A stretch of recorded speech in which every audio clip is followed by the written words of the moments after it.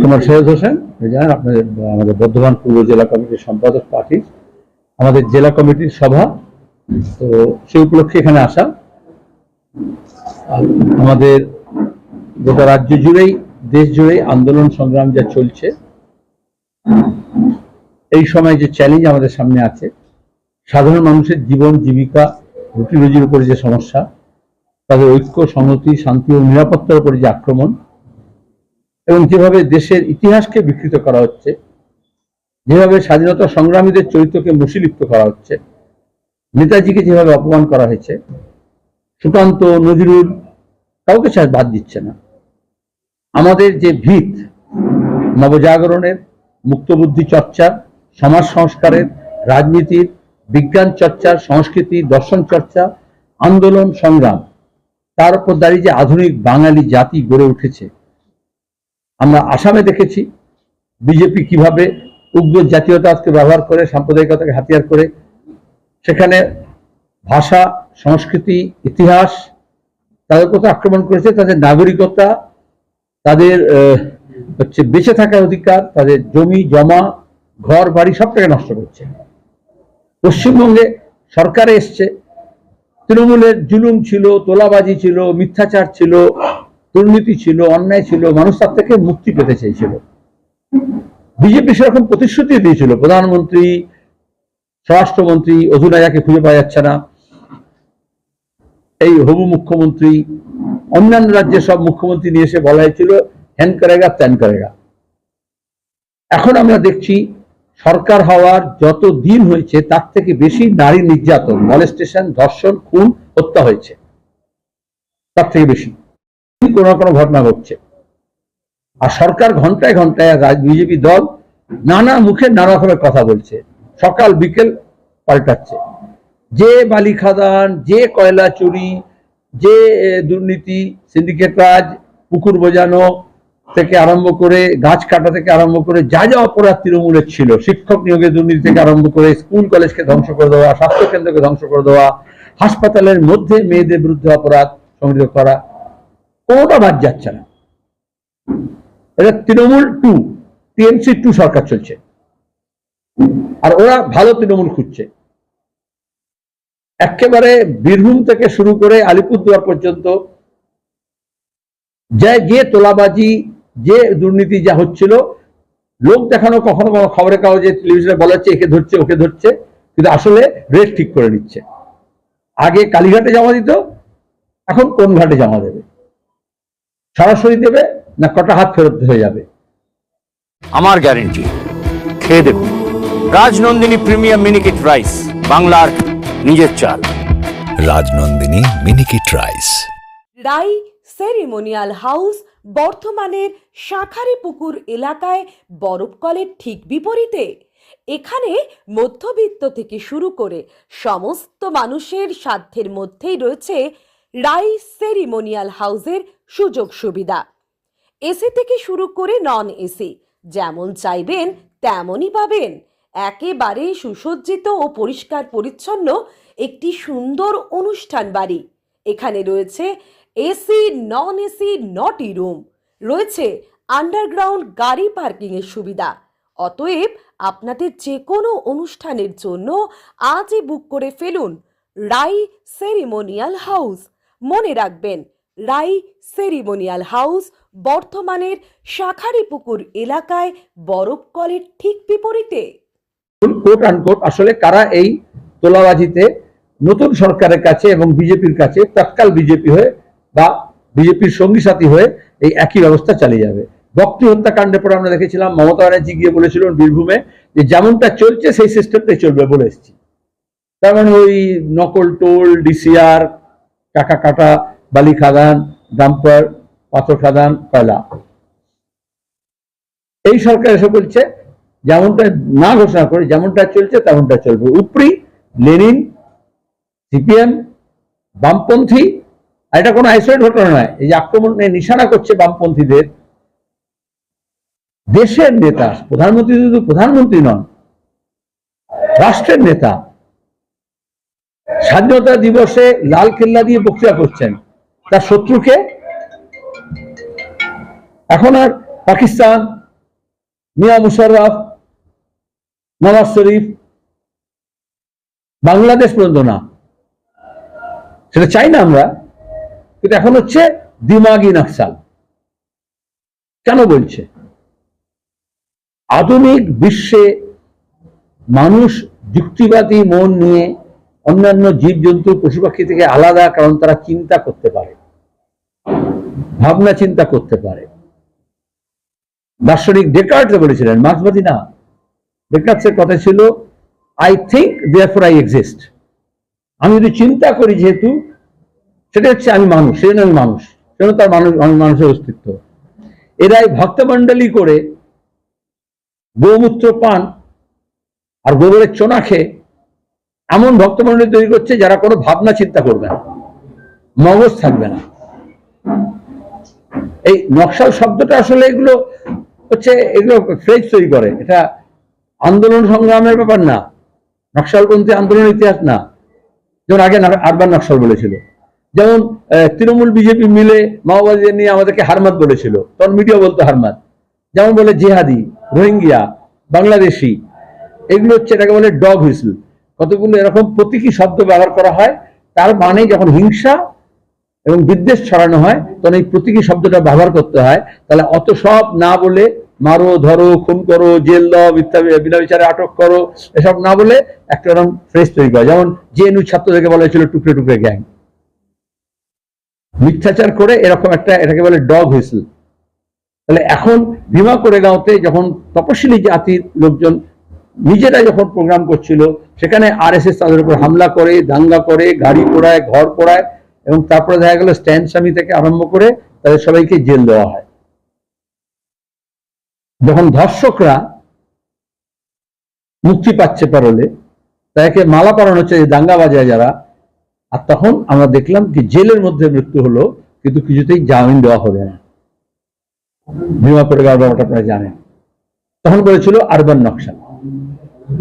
আচ্ছা, যারা বলল যে মাওবাদীদের নিকেশ করে দিয়ে আমরা একেবারে নকশাল মুক্ত দেশ গড়ে দেবো, তাহলে এখন দিমাগি নকশাল কেন বলছে? তার মানে প্রশ্ন করা, প্রতিবাদ করা, সরকারের বিরোধিতা করা, এতে ওদের আপত্তি আছে। যখন কৃষক আন্দোলন চলছিল তখন বলেছিল আন্দোলনজীবী। এখন যখন সিজেপি, জনতার মন্তর, ছাত্র যখন স্কুল বাঁচাও করছে, আন্দোলন করছে, তখন তাদেরকে বলা হচ্ছে এরা কেন ভাবনা চিন্তা করবে, এরা কেন শিক্ষিত হবে, কেন লেলিয়ে দেন। আমি শব্দটা বলছি খুব সচেতন ভাবে, লেলিয়ে দেন তার এই বজরঙ্গীদেরকে না, বা নানা রঙ্গীদেরকে। এরা নানা রঙের নানা রকমের সঙ্গে দেখা যাবে। আমাদের একটা পথসভা হচ্ছে, একটা লালগড়ে দেখেছেন, মাঠের কোণে এমনি আলোচনা করছে গ্রামবাসীরা বসে, এসে বলছে এখানে মিটিং করা যাবে না, পার্লামেন্টে আলোচনা করা যাবে না, বিধানসভায় আলোচনা করা যাবে না, পঞ্চায়েতে পুরসভায় আলোচনা করা যাবে না, কোনো প্রশ্নাতীত আনুগত্য, এটাকে ফাঁসিবাদ। এই যে ফাঁসির চরিত্র, সেটা ক্রমাগত বেরিয়ে আসছে। এই বর্ধমান জেলায় আমরা জেলা কমিটিতে আলোচনা করেছি, বিস্তারিত হওয়া দরকার, তবে সাহেব বলবেন যে বিভিন্ন জায়গায় যেখানে মিটিং হচ্ছে পুলিশ সহযোগে বা পুলিশ কোনো ভূমিকা পালন করছে না, কিন্তু প্রতিবাদী মানুষের উপরে আক্রমণ করা হচ্ছে। শতরূপ ঘোষ, তারিক, ময়ূর বিশ্বাস, 3 ছাত্রযুব নেতা এবং সিজেপির আশুতোষ রাঙ্কা সহ আরো 5 জনের প্রতিনিধি মন্ডল গতকাল রাত থেকে কলকাতা এসছেন, জয়পুর থেকে সোজা, এবং আজকে তারা গেছেন ইন্দাসে। আপনারা জানেন কি ভয়াবহ কাণ্ড হয়েছে ইন্দাসে। আব্দুল হাফিজ সে জন্তর মন্তরে ওদের আন্দোলনে অংশগ্রহণ করেছিল। দুনিয়ার সব, গোটা দেশের লোকেরা, ছেলেমেয়েরা গিয়েছিল, অল্প বয়সীরা, জেনজি মুভমেন্ট যেটাকে বলছেন, শিক্ষা বাঁচানোর জন্য, নিটের কেলেঙ্কারির বিরুদ্ধে, সিবিএসই কেলেঙ্কারির বিরুদ্ধে, প্রশ্ন ফাঁসের বিরুদ্ধে। তারপরে ওরা স্কুল বাঁচাও আন্দোলন করেছে। এখানে আমাদের এসএফআই গত 2 বছর ধরে স্কুল বাঁচাও আন্দোলন করছে, প্রচার করছে। তাহলে সে নিজের স্কুলে, যে স্কুলে পড়েছে, তার দুরবস্থা নিয়ে কথা বলতে গেছে। অপরাধী 1 নম্বর হেডমাস্টার, আমরা বলতে কোনো অস্কুণ্ঠা নেই। তিনি বললেন পরের দিন এসো আলোচনা করব।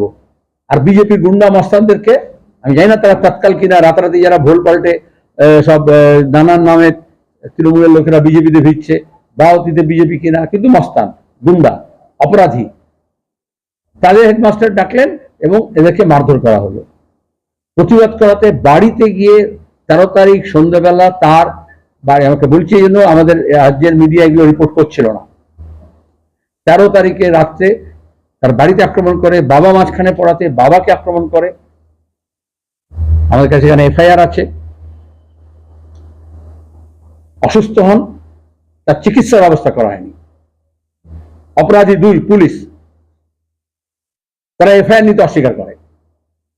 ছেলে যখন ফোন করেছে পুলিশ তাদেরকে রেস্কিউ করতে পারে না, কলকাতা থেকে আমাদেরকে ইন্টারভিউ করতে হয়, কলকাতা দিল্লি বিভিন্ন জায়গায় যোগাযোগ করা হয়, এবং তারপরে যখন বর্ধমানে নিয়ে আসা হয় চিকিৎসা, তারপরে মৃত্যু, এবং সেখানে আমাদের এসএফআই ডিএফআই মহিলা সমিতি আমাদের কর্মীরা তারা পাশে থাকে, সেই ছেলেটার পাশে দাঁড়ায়।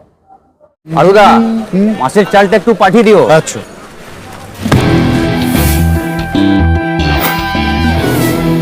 বাঁশকাঠি না মিনিকেট? মিনিকেটই তো নি দাদা, তবে আগের মাসেরটা একদম ভালো ছিল না। আরো হ্যাঁ দাদা, এ মাসে ওনাকে রাজনন্দিনী প্রিমিয়াম মিনিকেটটা পাঠিয়ে দিবি। ঠিক আছে দাদা। দাদা, এটা ভালো হবে তো?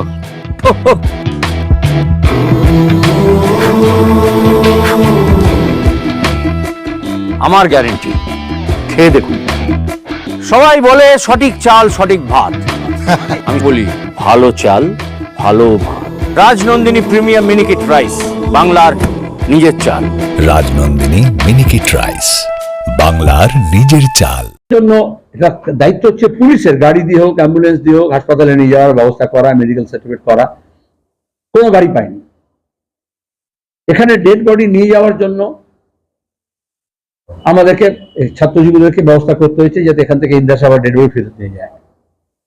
গ্রামের মানুষ উদ্বিগ্ন, কারণ মানুষের শিক্ষার দাবিতে লড়াই হচ্ছে। আমরা এই জন্যই সিজেপির যারা এসছিল তারা বলে আমাদেরকে, আমরা আমাদের ছাত্রজীবী নেতৃত্বকে পাঠাই। সকালে আমাদের এসএফআই এর রাজ্য সম্পাদক, অন্যান্য বর্ধমানের অন্যান্য জেলার নেতারা তারা ওখানে পৌঁছানো এই বাড়িতে। কারণ এই যে বিজেপি যা করছে, প্রতিবাদ করা যাবে না, মিছিল করতে দেবে না, ঢুকতে দেবে না। আগে তৃণমূল যেরকম করতো, বক্তৃতা আমাকে ঢুকতে দিতে চাইছিল না, যেতে হয়েছিল। তো আমরা এই জন্যই এসএফআই ডিএফআই করে বলেছিলাম তারা সঙ্গে থাকবে, কারণ এরা তো জায়গা জানে না। কোন রাস্তায় যদি পুলিশ আটকায় তাহলে কোন রাস্তা দিয়ে যাবে, কোন পথ দিয়ে যাবে। লোকাল এরা থাকবে, স্থানীয়রা, তারা ওদের বাড়িতে গেছেন, কথা বলতেছেন। আমি এক্ষুনি ছেলের সঙ্গে কথা বললাম, কাল রাতেই ওটাকে জানাজা হয়েছে, দফন হয়েছে। তাদের নির্দিষ্ট দাবি আছে, কিন্তু ওই গুন্ডা বদমাইশদেরকে যাদের নামে এফআইআর হয়েছে, বাই নেম এফআইআর, তাদের এখনো সবাইকে ধরা হয়নি, তাদেরকে ধরতে হবে। বলে কি আর কি টাকা দিয়ে দেবো, আর তারপরে আমি পৌঁছে যাবো, একটু কান্নাকাটি করে নেবো, যাত্রা করতে পারে খুব, এবং তারপর হচ্ছে আমি সব দেখে নেবো, শাস্তা করে দেবো। গুন্ডা দমন আইনের কথা ঘোষণা করছে, অথচ গুন্ডাদেরকে লেলিয়ে দিচ্ছে গোটা দেশে এবং আমাদের রাজ্যে। একটা মৃত্যু ঘটলো শিক্ষা বাঁচানোর জন্য, তার নামে স্মারক করতে হবে। ওখানে সব বড় বড় মূর্তি যারা ব্রিটিশের দালালি করেছে তাদের নামে বলছে, কিন্তু যে ওইখানে ওই স্কুল বা শিক্ষা প্রতিষ্ঠান ভালো করে গড়ে তুলতে হবে, যে দাবিটা ছিল। সমস্ত স্কুলগুলোকে রাজ্যে বাঁচাতে হবে, দেশেরও। অপরাধীদের ধরতে হবে। আর ওর পরিবারের বোন আছে, ওই ছেলেটার যে সংগঠন করছিল, যে মারা গেছে, তার মেয়ে, তার শিক্ষার দায়িত্ব নিতে হবে। সবচেয়ে সহজে চলে, স্কুল আর যাবে না, কলেজ যাবে না, নিরাপত্তাও থাকবে না। আর ক্ষতিপূরণ দিতে হবে, কোনো কিছু বিনিময় নয়। মোকদ্দমা মামলা তুলে দেওয়া না, অপরাধীদের শাস্তি দিতে হবে, বিচার চাই, জাস্টিস ফর ইন্দাস। আজকে ওখানে যেখানে যান এবং তিনি গিয়ে অভিযোগ করেন যে টিআরডিএ যে নিয়ম, সেই নিয়ম মানা হয় না, এবং দুর্নীতিতে যে দুর্নীতির ফলাফল আজকে এটা। কিসের ফলাফল আমি জানি না, কিন্তু এটা তো ঠিক। যত কাণ্ড রামপুরহাটে, এই বিধায়ক এখন গেছেন, আর তার আগের বিধায়ক ওখানে যুক্ত ছিলেন, আত্মহত্যার পথ বেছে নিয়েছেন সিউড়ির, কিন্তু রামপুরহাটের সঙ্গে যুক্ত ছিলেন, তারাপীঠের সঙ্গে যুক্ত ছিলেন। মমতা ব্যানার্জি যেরকম বিভিন্ন জায়গায় পিসি ভাই পরে সব কন্ট্রাক্ট দিয়েছিল, বিজনেস অ্যাজ ইউজুয়াল চলবে, কে কোথায় চালাবে, তার সঙ্গে যুক্ত ছিলেন। মরে যাওয়ার পর কাছে বলতে নেই, কিন্তু আত্মহত্যাটা পথ নয়। আমরা হেরে গেছি কিন্তু হারিয়ে যায়নি। আর এসব কথা তো প্রতিদিন শুনছি আমরা, কিন্তু যে দুর্নীতি হয়েছে তার বিরুদ্ধে ব্যবস্থা তো নিতে হবে, এটাই তো কথা ছিল।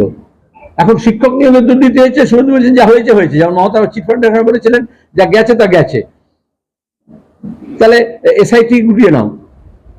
অভয়াকাণ্ড থেকে আরম্ভ করে যত অপরাধ হয়েছে, এমনকি ওই বকট্রিয়ের ঘটনায় কতজন বিচার হলো, কি শাস্তি পেল? তাহলে আমরা চাই দুর্নীতির তদন্ত হোক। এই যে একটা বিচারপতি, প্রাক্তন বিচারপতিদের একটা কমিশন করা হয়েছে, তারা এই সব দুর্নীতির ফাইলগুলো খুলুক, খোঁজ করুক, তদন্ত করুক এবং অপরাধীদের শাস্তি দিক। তার বদলে শুভেন্দু কি বলেছে? এখনো তো বলেনি যে এখানে সিপিএম ছিল বা মার্ক্সবাদীরা ছিল। কারণ বলছে সিপিএম কে 34 বছর দেখে নেবো, মাঝখানে 15 বছরটা গুলিয়ে দিতে চাইছে। এই যে 15 বছর, যার মধ্যে একটা 10টা বছর উনি অংশ ছিল, তারও অংশ ছিল। আমরা বলছি সব খুলো, কিন্তু অপরাধীরা শাস্তি পাক, দুর্নীতি দমন হোক। এতগুলো প্রাণ গেল, যারা ভক্তি ভরে গেছিল, তীর্থ করতে গেছিল, পুজো দিতে গেছিল, টুরিস্ট হিসেবে গেছিল, তাহলে এগুলো তো নিয়ম মেনে হবে। গোটা রাজ্যে এই ধরনের যা ব্যবসা প্রতিষ্ঠান গত কয়েক বছরে গড়ে উঠেছে, বিশেষত যেগুলো আবার ইল গটেন মানি দিয়ে, সেই ডুয়ার্স থেকে মন্দারমণি পর্যন্ত, সেখানে সেগুলো কিন্তু কোনো নিয়ম কানুন মানা হচ্ছে না। এখন যদি নতুন মুখ্যমন্ত্রী বলেন যে আগের কথা শুনে টাকা দিয়ে করেছিলেন, এবার আমাদের সঙ্গে কথা শুনে চলুন, তাহলে নিয়ম হবে না। আমরা আইনের শাসন চাই। পশ্চিমবঙ্গে জঙ্গি সন্দেহে বেশ কয়েকজনকে গ্রেফতার করা হয়েছে, বলবেন? তুমি বলবো না, এটা অনেকদিন ধরে চলছে। কিন্তু যখন গ্রেপ্তার হয় তখন বড় করে খবর হয়, আর যে এজেন্সি করে, সে এনআইএ করুক, সে কেন্দ্রীয় বাহিনী করুক, রাজ্য বাহিনী করুক, এসটিএফ করুক, তোমরা খবর দাও, তো কোনো একটা স্টোরির ফলো আপ কেন হয় না? তারপর তারা কোথায় যায়? তারপর বিচার কি হয়? তারপর তদন্ত কি হয়? তার সত্যটা উদ্ঘাটিত কি হয়? এটা হয় না। এটা ব্রেকিং নিউজ হয়ে যায় প্রতিদিন। আমরা কাশ্মীর থেকে তামিলনাড়ু পর্যন্ত দেখেছি। তারপরে ঘটনা কি হয়? তারপরে দেখা যায় বেশিরভাগ ক্ষেত্রে 20 বছর, 25 বছর, 10 বছর, 15 বছর পরে বলে বেকসুর খালাস, কোনো প্রমাণপত্র কিছু নেই।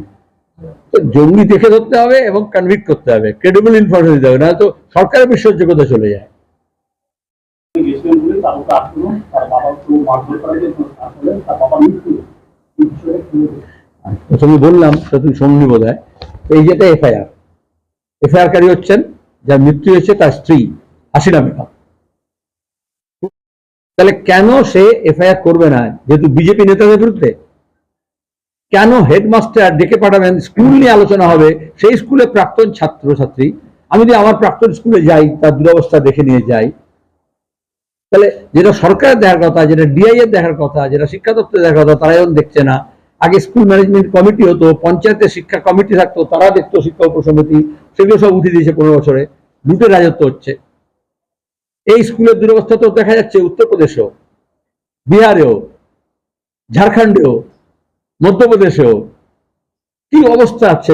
এখন তো জেন আলফা নেমেছে আন্দোলন, এরা তো জেন জি। এরা প্রথমে কলেজ এবং 11-12 কথা বলেছিল, নিটের কথা বলেছিল, ওই কেলেঙ্কারি। এখন দেখা যাচ্ছে স্কুলগুলোতে দুর্নীতি। মিড ডে মিলে দেখা যাচ্ছে ভাত আর একটু নুন দিচ্ছে।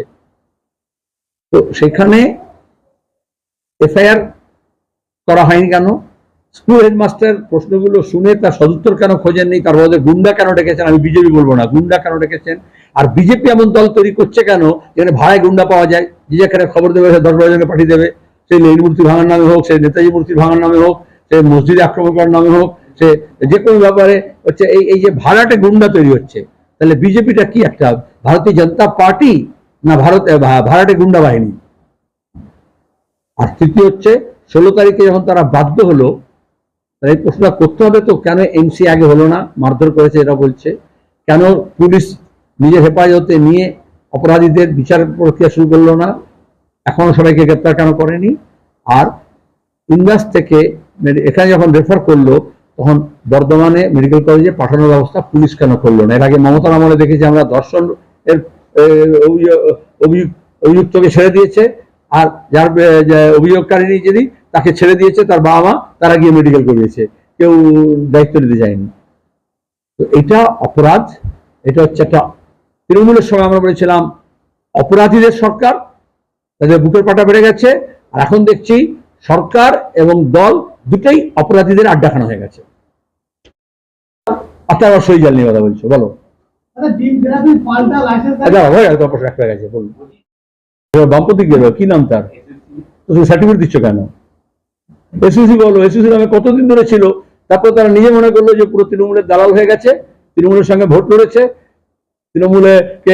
তৃণমূল এবং কংগ্রেসের সঙ্গে যৌথভাবে তাদের একটা এমপি তৈরি হয়েছিল এক সময়, 2009 মনে আছে তোমার?